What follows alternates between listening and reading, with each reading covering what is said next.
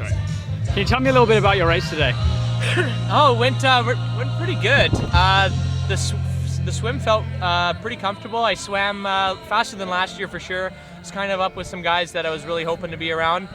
Coming into that first run, tried to dial it back a little bit, but not lose any time. I gained some ground on a couple of guys. I could see that I was in a pretty good spot, and there was a lot of guys like probably 200 or 300 meters up the road. So just kept it chill, came out of T1B in a good spot, and then just pretty much punched it on the bike. And yeah, just put miles, a big winter on the bike to good use, and rode myself into, I don't know, I think I came off the bike in 6th or 7th or something like that.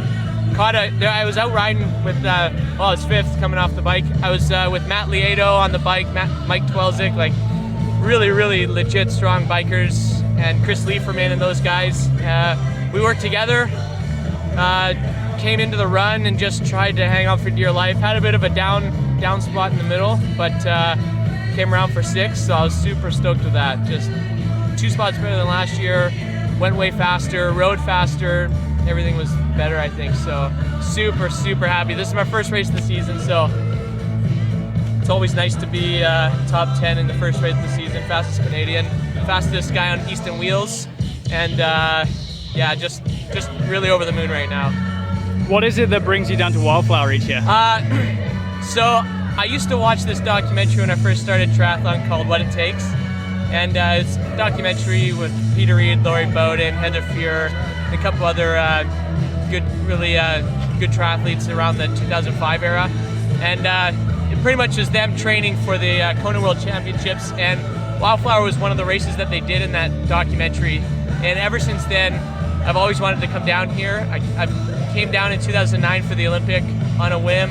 In the last 3 years, every year I've come back in this new course. It's just hard. It's just hard as hell. Like there's no drafting on the bike. Like you just can't. The refs will get you, and the course is just so hard. And then the run course is the most gangster run course I've ever seen in my whole life. Like I've done some hard races, and nothing compares to this race. And it's such a party. Like they take such good care of everybody here, pros, amateurs, spectators, everybody. They try and have it set up so that everyone can have a good time. And then we race on Saturday, and then we party tonight. So why wouldn't you want to come? So what's your plan for the rest of the season? I'm going to do some racing, 70.3 racing. So I'm going to go to Victoria in a month, do the 70.3 Victoria, where I'm hoping to have a good race.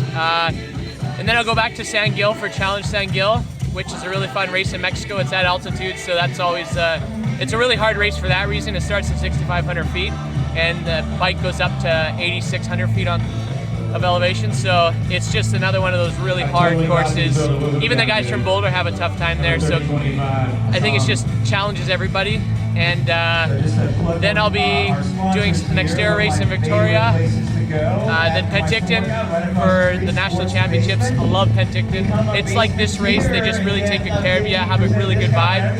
And then I'll finish her off at Oklahoma IG Long Course World Championships, and then Kona for a big party at the end. Awesome. Thanks very much. Yeah, no problem. Thanks for coming out.